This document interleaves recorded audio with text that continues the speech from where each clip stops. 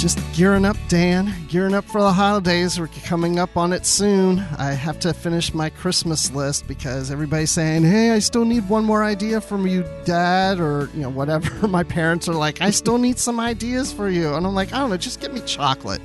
I'm just happy with chocolate or food, I'm so easy. Always the easy choices. Absolutely. Yeah, it's going to be an odd Christmas season. We just went into another lockdown here, so it's a different Christmas for sure, which is unfortunate. Yes, but we still have Positively Trek here. Welcome everyone to the show. I'm Bruce Gibson with Dan Gunther, and we have a special guest with us today. We have Ben Robinson, who's the co-author of Star Trek Voyager, A Celebration. Ben, how are you doing in planning the holidays? Yeah, they're kind of slipping by without me really thinking about it. Same problem. My mother's saying, what do you want? I don't know. just say chocolates. Yeah, no, I don't need any chocolate. What I want is to be less chocolate. Well, there is a particular book that I have on my Christmas list that I'm looking to get, which we'll definitely be talking about, I think, this hour. Yes. We're going to be talking about that Voyager book there, Ben. So just before we get into some brief Star Trek news, tell us a little bit about yourself. This is a difficult thing. I am in charge, I guess, of all the Hero Collector stuff for Eaglemoss. So that involves a lot of Star Trek stuff. We make all the die-cast ships, publishing a lot of books at the moment. Just launched a massive model of the Enterprise D.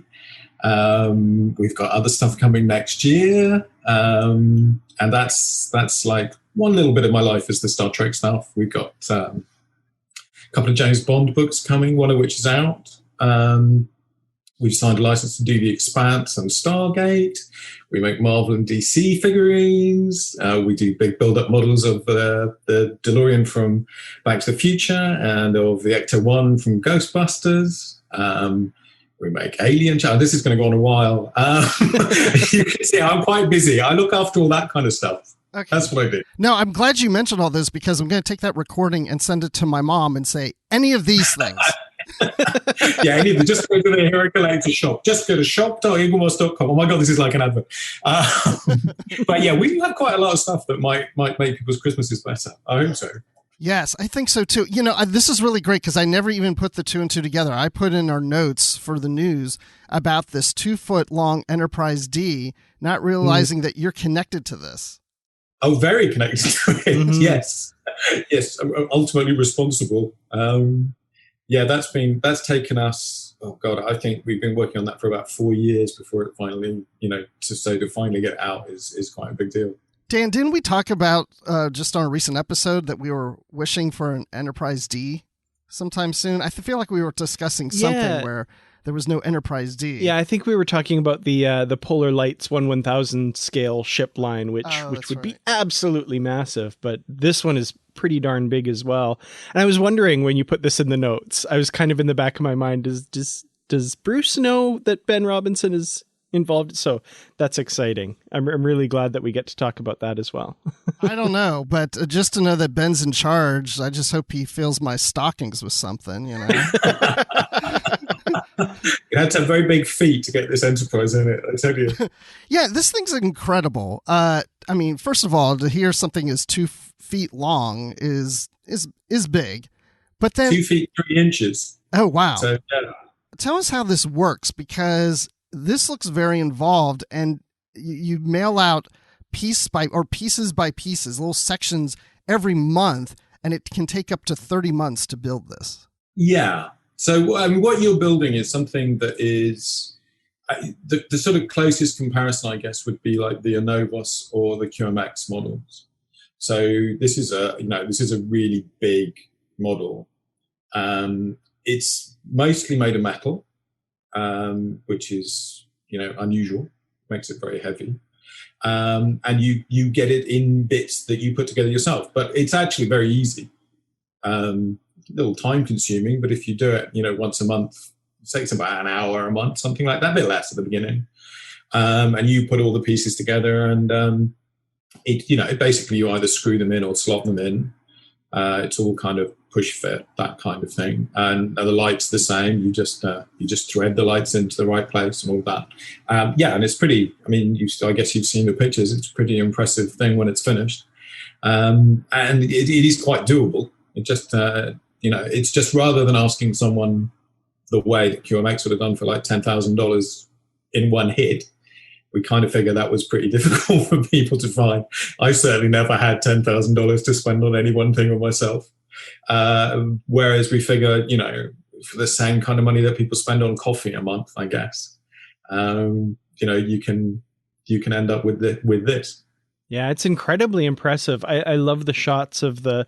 I guess there's a couple of different prototypes used in the shots here, and after all is said and done, it will light up. Is that right? Yes, absolutely. Yes. Oh, beautiful. It's full of lights. And you actually put the windows in yourself, so you can choose which windows, which rooms have got people in and which ones haven't, I guess. Wow. That's pretty cool. Yeah, I'm looking at this in trekmovie.com. They covered it, and they got a lot of the shots in here, and they say about Dan Curry, who was the VFX producer for Next Gen, Deep Space Nine, Enterprise, Voyager, saying that such good quality that they could have used it on some shots on the Next Generation. That's that detailed and looks that good. Yeah, Dan's a good friend of mine, so I've just published a book with Dan as well, which is all about Dan. And I was showing it to him just as like we were having a personal call, and he was like, "Oh wow, that's really great. We could definitely have used that on the show." Yeah, the artistry of Dan Curry, right? That was the book. Yeah, I haven't gotten a look at that one myself, but it's again on my list. I don't know if anybody will get that for me, but So there are a lot of Star Trek books out at the moment. Actually, I mean, a lot of very good Star Trek books. Obviously, we published a fair number of them, and I've written one of the ones we haven't published. But it's a good time for Star Trek publishing, I think. Well, and also with this model kit, as each piece arrives every month, it comes with a guide, so you're kind of getting a little book with it with some interviews and some insight. Yeah, you get. One of the things I've always felt Star Trek has lacked is like really in-depth episode by episode companion. So, I mean, Larry obviously published the Next Generation companion years ago. But it's not got anything like the kind of level of detail that I think people would enjoy. So as well as instructions, you will get this kind of in-depth episode-by-episode guide to Next Gen as well, which, I hope will guide people on the odd rewatch. I think that's a big thing now, obviously, because everyone can stream stuff. So rewatches are the thing, I think. Yeah, I think back in the day, I used and we've talked to Phil Ferrand years ago, but I used the Star Trek Nitpickers guides as episode guides because those were a little bit more detailed than some other stuff. So yeah, it's good to get other resources for sure. Yeah, well, over the years, I've talked to pretty much everybody who was ever involved in Next Gen. And then actually, well, I say pretty much everybody. I'm filling in a few gaps this weekend, actually. But it's nice to go back over that material and to put it all together and to realize who we never talked to and to catch up with them. It's interesting. The first season, obviously, sadly, a lot of the people who were involved in the first season of Next Gen are dead, but I did talk to a lot of them before they passed. So it's a good thing to put together. It's interesting what doesn't exist as well. I think when you stop to think, you sort of think, oh, well, actually, there isn't that. Which going back to the Voyager book, it's interesting is that, there's never been a really good Voyager book, I don't think. I mean, there's it's not quite fair. There's the Creating the Future, the book that came out, meant to come out when the series came out, actually comes out around about season 3 or 4, I think. So it's got a lot of stuff about 7 in it. But yeah, it's nice to be able to go back and fill in some of the gaps. Yeah, and I'm looking forward to the Strange New Worlds book when that series comes out, because that's part of our news. So I just want to touch on 2 quick news items, because I want to get into what you were just talking about, the Voyager book and some of the other things you guys are doing. But it looks like production, at least pre-production, has started on the Strange New Worlds in Toronto. There's a sign out that says cast and crew testing area, and this was tweeted out by nationtrek.com or at nationtrek on Twitter. That's NACION Trek. And I remember seeing this for Discovery season 4 season 4 a few months ago. I can't even keep track anymore. Yeah, I know. So I'm excited about Strange New Worlds, Ben. What do you think? Yeah, I'm excited for Strange New Worlds. I mean, I know I'm very wary about what I can and can't say about it because I know a little bit about it. I know a few guys who are working on it. It sounds very much as if it's going to be pure Star Trek. I think, when they came back with Discovery and with the whole streaming thing, it was kind of inevitable that there was going to be a big storyline. It was going to be a season with a story. And then I think with Picard, Patrick was very insistent that Picard was not Next Generation Season 8. He wanted it to be different, it was going to different directions, I think, very successfully. But to get a show that is just like, this is just Star Trek. There's like different planet, 8 every week, some kind of moral dilemma or neat science fiction idea at the heart of every episode. That's the kind of Star Trek that I will certainly be very pleased to see on air again. And probably a whole bunch of really cool new ships, too, that you're not allowed to talk about. I can only hope there will be a whole bunch of cool new ships. I will find out a little bit before everybody else, but not that much before. What happens at this stage is that they might intend something, and then as the scripts develop or as the effects develop, that might not quite be how it works out. So they're very wary. I have a list of ships that didn't appear in Discovery, for example, or in Picard, for that matter, actually, as well. So at this point, there's lots of stuff that might happen. And then equally, there are things that get added at the last minute as well. So that'd be interesting to see, like a list of or a collection of as well. Not necessarily models, but maybe a book with some descriptions or something for all the uber nerds who really like all the background stuff. Well, we do one of the series of books we do, Designing Starships books, which go through like the whole design process. And quite often you'll find that something turned out very differently to the way it was originally envisaged. Or there are sequences that get dropped. So at the end of Star Trek Beyond, when the new Enterprise is being built, there were meant to be like a bunch of ships flying around it. Or they were meant to, is too strong a word, but they were planning it at one point, and then they dropped it. So in the book, we have designs for 4 or 5 ships that never got made. So there's a lot of that stuff over the years, and we've made models of some of them, of the concept ships. So we did Rick Sternbach's Voyager concept, which he got as far as building a study model of, and then the producer was like, can you make it a bit curvier? There's that. We're just doing Jim Martin's, one of Jim Martin's Defiant concepts. That will be out in the middle of next year. Oh, that's cool. Yeah, I love all that kind of road not taken stuff. Absolutely. Well, another news item, and this is the last news item before we get into everything else, but Chuck Yeager passed away on December 7th. And in 1947, he was the first pilot to exceed the speed of sound. This was important for me to put in here, not just because of his contributions, but also that he does appear in the opening title sequence to Star Trek Enterprise. He's the gentleman you see walking towards camera from his plane, the Bell X-1. And, as I think about the fact that he has this plane in the shot that's in the beginning of Enterprise and we see other vessels, have you guys even considered making models of those? Yeah, we have. We talk about it every now and again. Actually, to be fair, we haven't really looked at space planes, though that makes a lot of sense. We talked about things like the Enterprise space shuttle and the International Space Station, those kinds of things. It's a little bit complicated because there's some kind of additional licensing to be done with NASA. You had to get their permission, you had to give them a bit of money and all that kind of stuff. But yeah, it's definitely on the list. It's one of those things we kind of, it's never quite made it above the middle of the list, if you know what I mean. They keep coming up with new Star Trek shows, so they always get to the front of the list.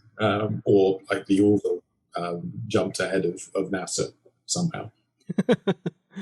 Yeah, and another thing, of course, is Chuck Yeager's been honored in other ways by Star Trek over the years. There's been a few ships named after Chuck Yeager, one of which is this kind of weird Deep Space Nine, deep background one that has actually become one of my absolute favorite ships. So, and I have the Frankenstein ship. Yeah, exactly. So, you know, I love that we get models of those kind of really strange out there stuff, like not even just the concept ones, which are kind of really out there, but even the ones that you see for a few moments in the background and that kind of thing. And the Jaeger being one of them for sure.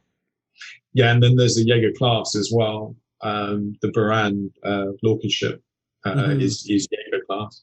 Oh, that's right. So yeah, I mean, obviously, in fact, I mean, all those Discovery ships. John Eves is a massive space plane, X-plane buff. He loves all that stuff, and he'd actually met, I think, most of the X-plane pilots, and has been sending them. In fact, little models, our models of the ships, and going, "This ship was named after you, buddy." So that's cool. There is definitely a connection there. Well, you know, I saw a new Voyager in Discovery, a future version of Voyager. Yeah. Maybe we'll see a model of that sometime. I think that's extremely likely. Yes, the Voyager J. Yes, that would be great. Very cool. I have questions about detached nacelles, but I'm sure you're probably tired of hearing that. I'm not sure I have answers yet. We're working on it. Let's put it that way. We've got some. I mean, I think everybody can imagine we're going to have to do it with some kind of transparent material between the main body and the detached part. So, but we're waiting to actually see how well that works. But yeah, that's the plan. But yeah, it's a little bit cruel. It's a bit cruel for us. We're like, oh, okay.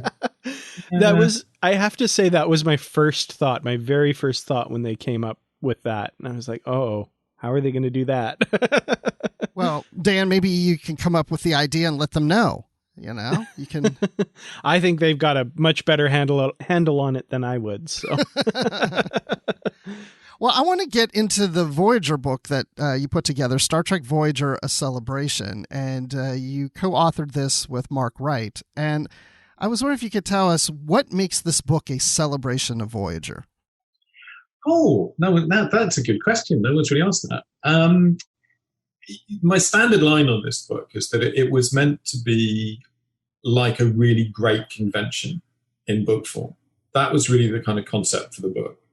So it was to take all the things that you enjoy about it. So if you imagine you went to a convention, this perfect convention would have every actor, but it would also have representatives of every department telling you, the stories about how they did what they did and showing you what they did.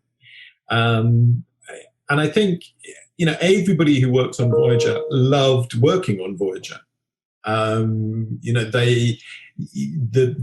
The fact they all had a ball really comes through. And that, I hope, comes out in the book as well. So, yeah, I mean, obviously, people talk, there are a few sort of stressful moments in the making of Voyager, I guess. How many times I can guess something will be an interesting thing. You can do that as a drinking game. But, I didn't want to get bogged down in the kind of how difficult Kate found it when Jerry came on or anything like that. I just wanted to say, look, this is a really great show. These are really great people, actually. And this is what we all enjoyed about it. Well, to that point, because, I know you didn't really touch on that relationship between the two when there were some stressful moments. But, we've heard some of those stories, but those are just a few stories out of hundreds of hours of putting a show together over multiple years.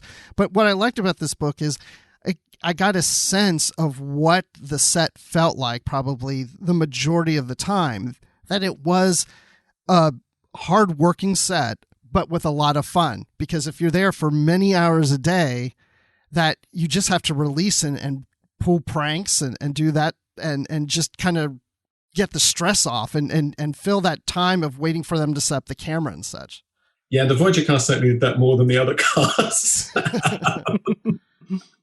I mean, I think all of the cast, there's, Next Gen, Jonathan liked to sing. They would sing and dance quite a lot. But the Voyager cast, you've got some quite big personalities there, and you've got some very, very funny people there. And I think they like to goof off quite a lot. But I think they also, you said they worked hard. They're very professional.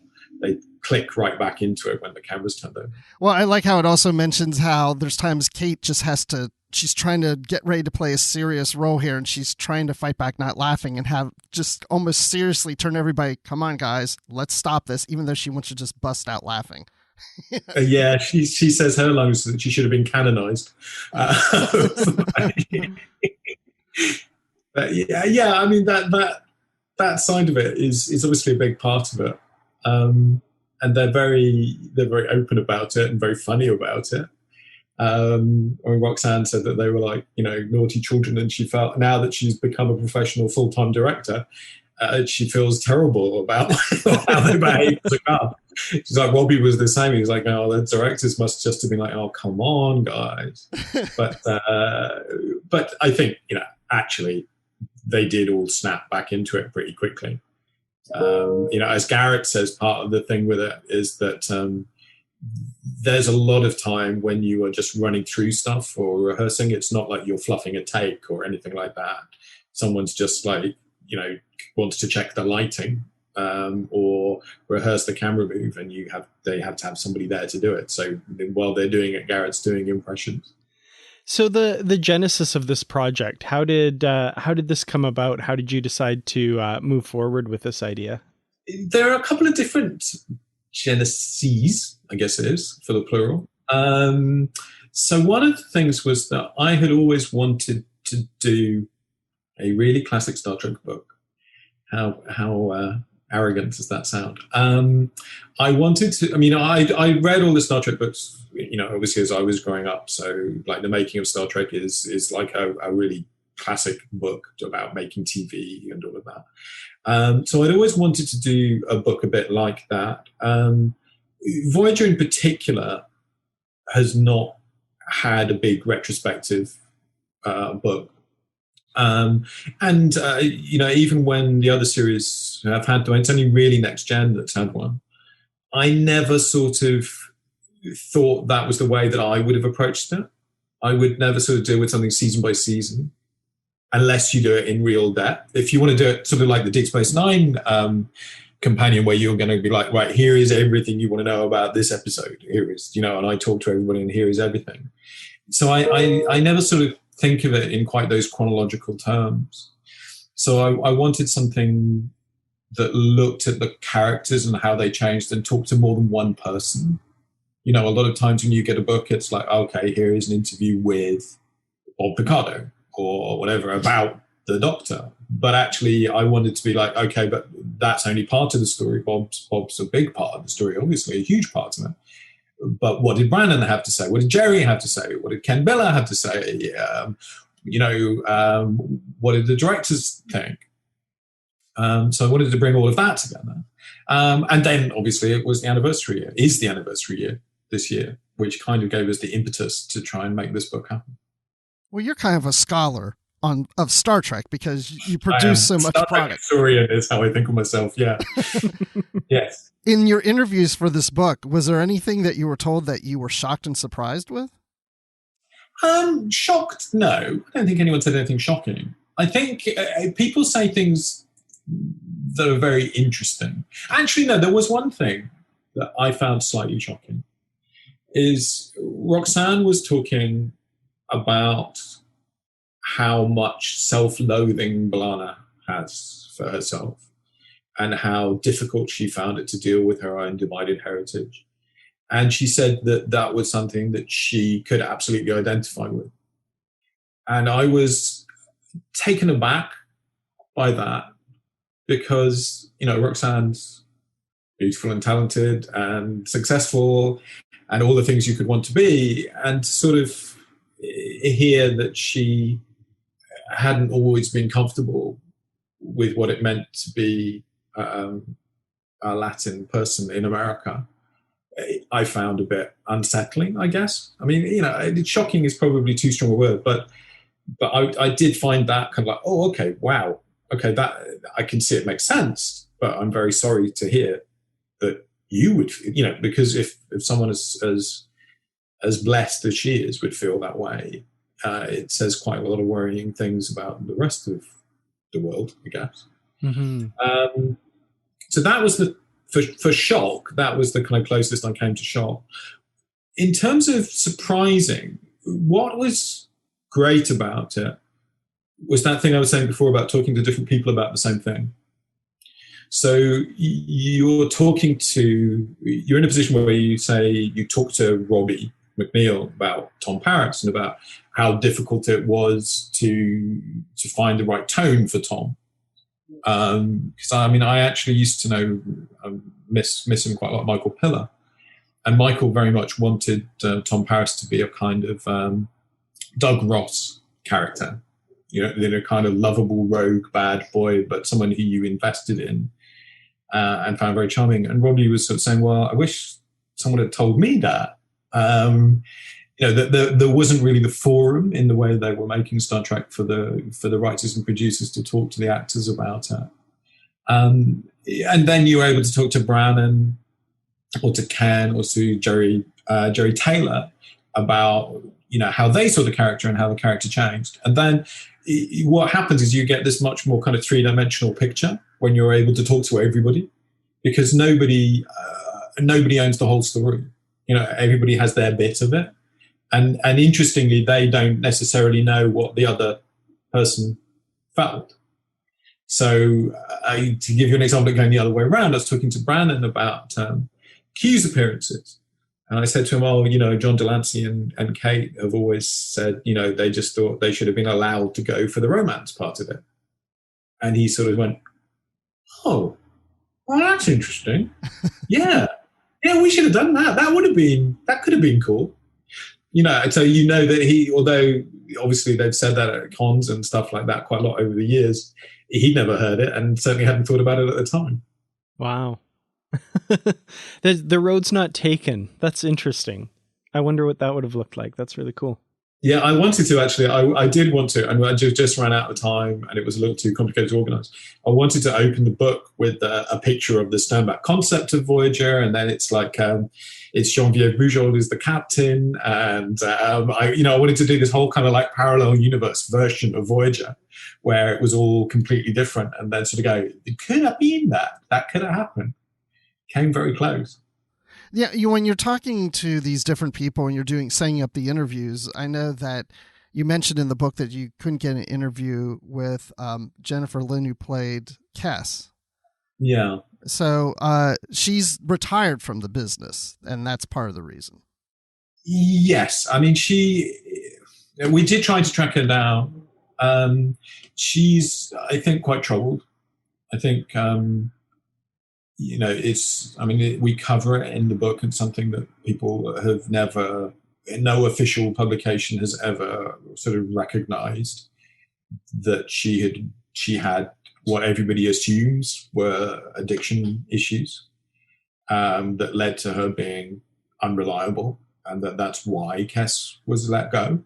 And frankly, why she doesn't give interviews now, that she's not in the best of places from what I gather. I mean, I gather she's doing okay, but not everything that you would wish for her, let's put it that way.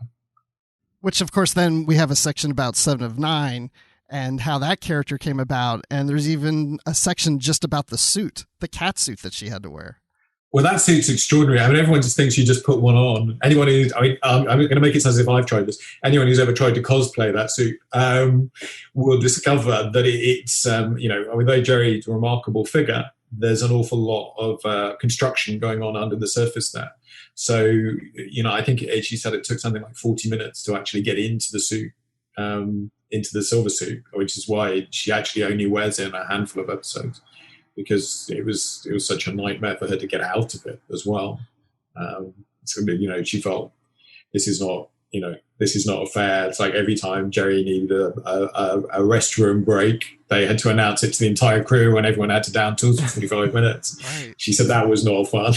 No, because just imagine you're in that suit and you're in the middle of a scene and we got to reshoot, and you're just like, I've really got to go, but you're like, I got to hold it because we'll start production. Well, imagine that every time you need a restroom break, 45 people have to stop working. Oh gosh, for 45 minutes, right? And so she said she actually got quite ill because she was like thinking, right, I'm not gonna use the restroom while I'm wearing this suit. So she wasn't drinking enough water, she wasn't getting the fluids, and then after a while she was actually suffering, and they were like, oh, come on, and when they found out, they were like, oh, come on, the suit's not that important, we'll give you a new costume. Yeah, that's incredible. And these stories, I find it really, I love that we get these inside stories so many years after the fact. I feel like Star Trek is one of these things that, people want to talk about years and years later, more so, I think, than a lot of other shows and properties out there. I think it's a really special thing we have here. Yeah, I mean, I think it's definitely true with Voyager, and certainly with Next Gen and with the original series, that one of the reasons for that is because it is, and certainly Deep Space Nine, it's always about something. That they found that harder and harder as they went on, and they've done more and more episodes. It's harder to find new, genuinely new stories to tell. It's not just like a cop show where it's like, oh, okay, it was the butler. Oh no, it wasn't. It was the maid. There's much more to it. So there's a reason to revisit it. There's something to talk about. And then obviously people, emotionally invest in the characters as well. Yeah, I also really enjoy the format of this book. It's not your typical book of, well, here's the section all about the characters. Here's the section about season 1 or whatever it is.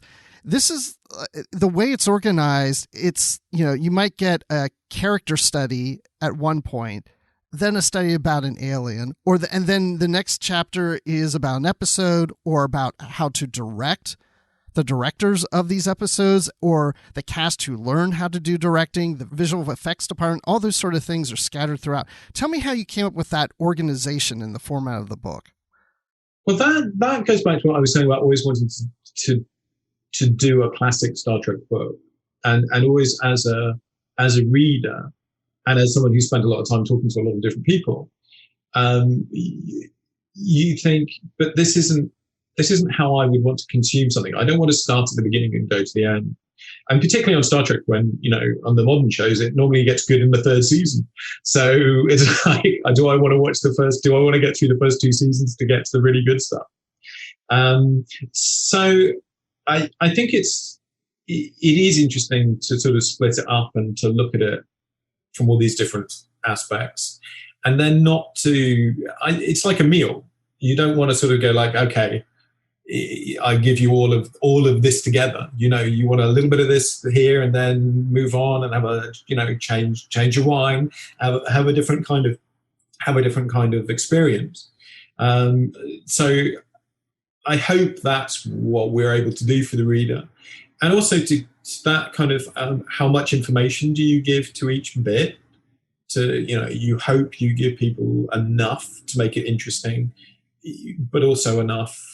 But not so much that it feels like a chore, And I think it's another thing. It's a practical consideration with coffee table books as well. With pictures, is that it's not like a paperback where you can lie in bed and read 60 pages. If it's like a big hardback book with lots of pretty pictures in, that's not really how I consume those books, and I always assume it's not how other people do either. Yeah, I love it when I'm paging through and it's, okay, there's about Janeway, and then the next one, oh, it's about something else. And then there's also key episodes that you highlight in here. You're not highlighting and doing a summary of every episode of Voyager necessarily, but you're picking certain key episodes. And how did you decide which episodes to choose?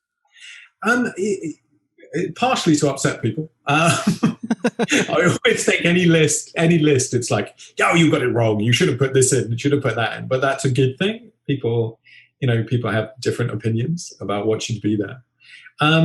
What I wanted to do was to put in episodes that explain the show a bit, that exemplify a particular kind of storytelling, or where, the cast said that something was really interesting about it or how it changed things. So they're all there for sort of different reasons. It's not like there's one reason why they're all there. I mean, there are, we did do many of the best episodes, but we didn't do all of the best episodes, put it that way. Yeah, so they're there for different reasons, and I hope good reasons. I mean, so, Meld is there because or Tuvix, because they're such typical Michael Piller episodes. That's what Michael wanted Star Trek to be, those episodes. Future's End is there because a couple of different reasons. So, for Brannon, he wanted Voyager to have these big two-parters, these big kind of, what can we do that's different? We can have more scope. We can be more cinematic. But also because Robbie said that when they were suddenly, in contemporary clothes in LA, it subtly altered their performances. So they became a little more naturalistic, and that carries on in the rest of the show. Something like Think Tank's there just because, wow, it was Jason Alexander, and there's actually a really funny story about Jason Alexander wanting to play the character without hands. Oh, that'd been great. Yeah. Mike Taylor's like going, yeah. And he's like going, I don't need hands. What would I want hands for? Well, you might want to hold a cup of coffee at some point. He was a hand model in Seinfeld. Well, maybe that's why. Maybe he's like, I got to get as far away from Seinfeld as possible. And I will mention to Dan, I'm sorry, but he does not highlight your favorite episode of Fury in this book. I am not a fan of that episode. But it is mentioned. It is highlighted in the Kess section, though, but it's not devoted to a whole chapter. Yeah. Yeah, I've got a lot of material on Fury. I talked to John Bruno, who directs it. So we could probably do a small book about the making of that episode. And if you do, would you dedicate it to Dan Gunther? Of course I can do that. I can write just to you. We'll send it just to you.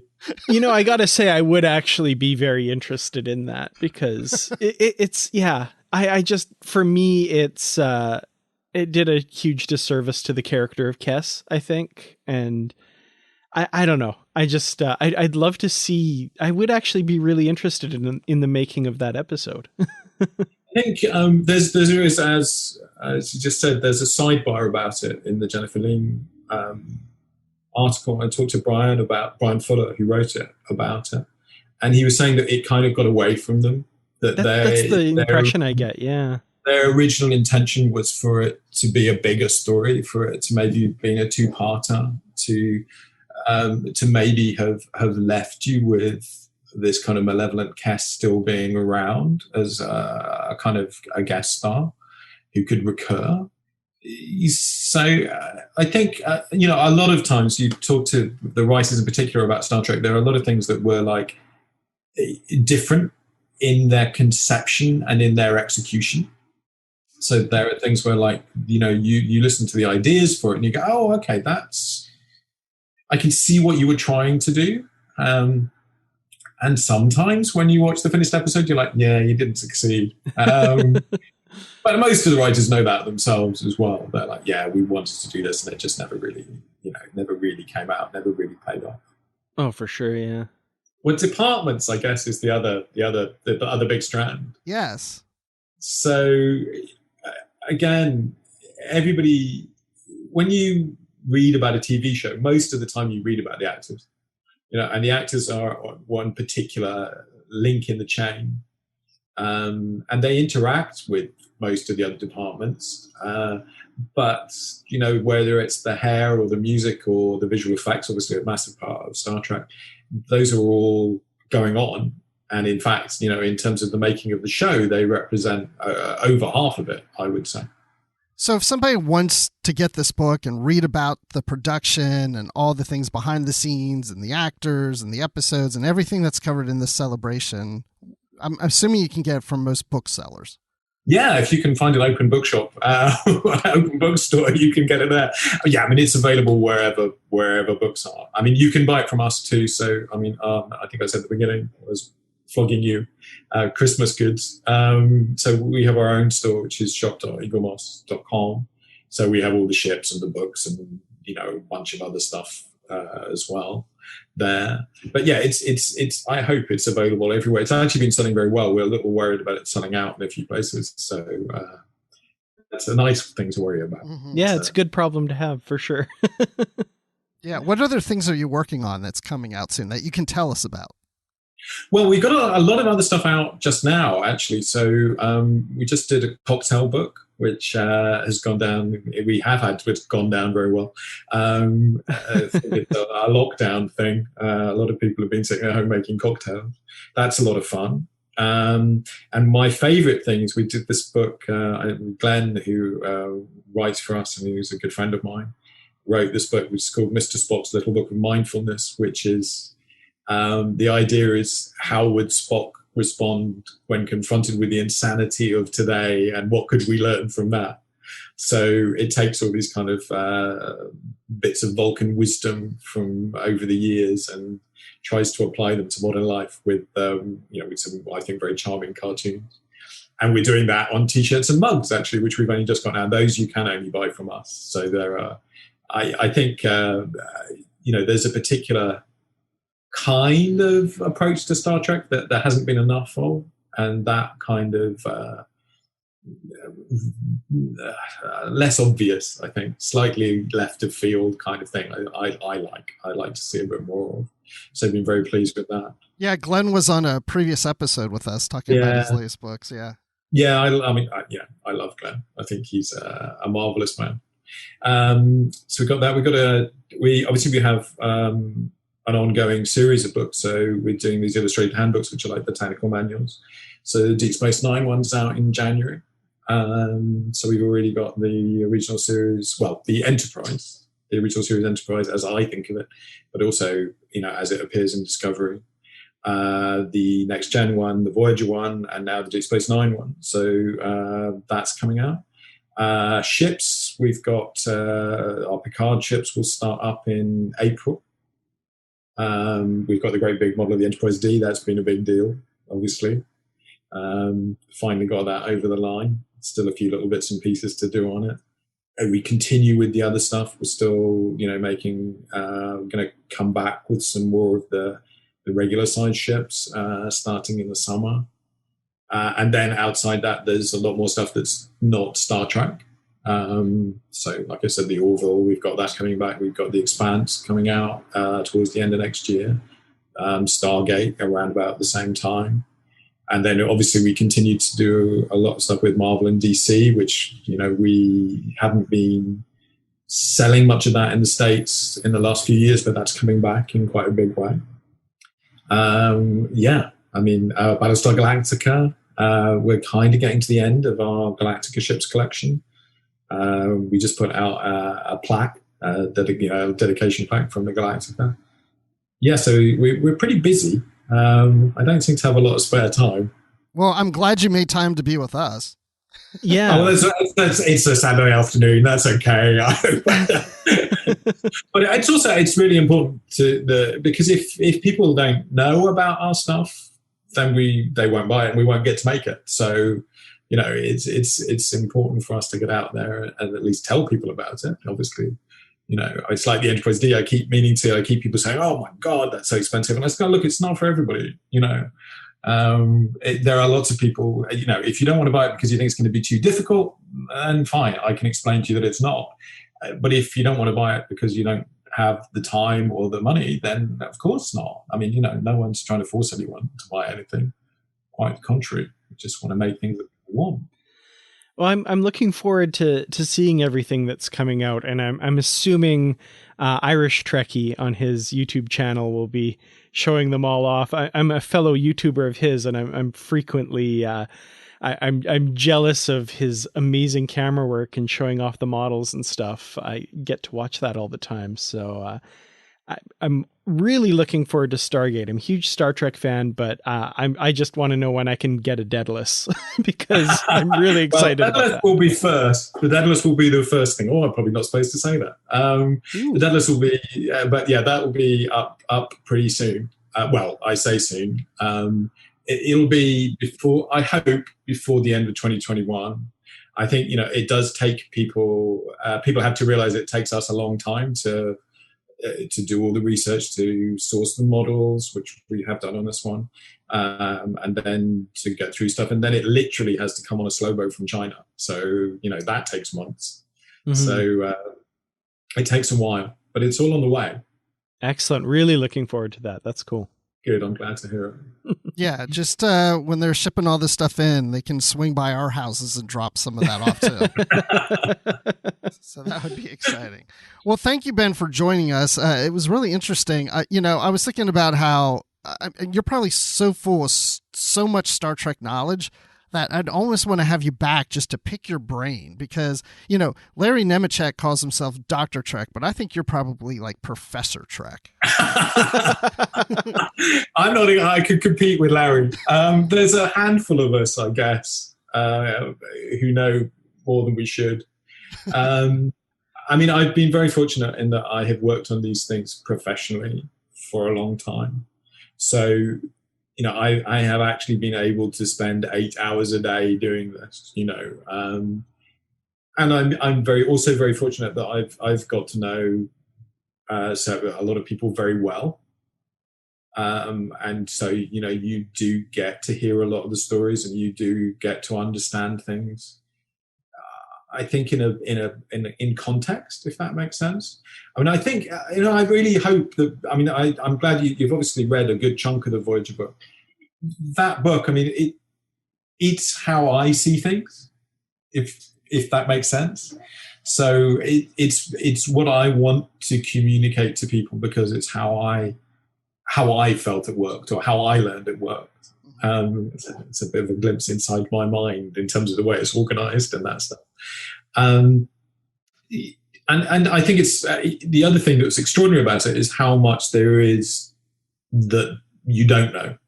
There is always another story or another perspective. And sometimes just that thing of putting two people together makes them know something that they didn't know. They'll say something that they like, I'd never thought of that. And then they'll spin off on it and they'll say, well, actually, that's true because it relates to this or to that as well. So it's yeah. There's I've gone off on a tangent. You see, this is what happens if you start just picking my brain. But this is only a small portion of what I know about Star Trek. I have to say that's true. Oh my gosh, there's so much there. So if anybody wants to follow you online, are you on the social medias that people can interact with you? Twitter is my kind of public face. I think I'm BCS Robinson on Twitter. So yeah, and people can come and certainly about the big enterprise deal. I know people have got a lot of questions, so people can come and ask questions. And I will do my best to answer them. But otherwise, I don't really do much more than that. We have a website. So if you want to know about what we're doing, sign up for our newsletter. So if you go to herocollector.com and sign up for the newsletter, then you'll be the first to know. We've started doing stuff like, actually, I don't know if you've got a review copy, I think you should have got it. There's like a QR code on the book as well. So if you scan the QR code, there's a bit of extra content that we didn't have room to physically get into the book. That's something we've been doing on all the books now. Frankly, as I said, a lot of it comes down to the more people we can communicate with directly, the more people we can tell about our products, then the more likely people are to buy them, and therefore the more likely we are to be able to make them. So, even if you don't want to buy our stuff, get someone to come and follow us or to sign up to our newsletter, and then if they buy something, we'll make more stuff. Excellent. Well, we'll have a link to that in the show notes as well, to herocollector.com. And that would be great. And your Twitter and stuff too. So it's all to make it possible for us to make this stuff. We do have to, unfortunately, we do have to sell it. Okay. Well, again, thank you for joining us. And that concludes this episode. So Dan, where can people find you online? You can find me on Twitter at Kertrats. That's KERTRATS, just Star Trek backwards. And you can find me on youtube.com/Kertrats Productions. And you can find me on Twitter at Admiral_Rex and occasionally on the Star Wars Report podcast. So check that out. And, feel free to follow us on at Positively Trek on Twitter, on Facebook. We have a discussion group. Come join the group. So search for us there. So thank you, everyone, for joining us. And until next time, continue, please, to stay positive.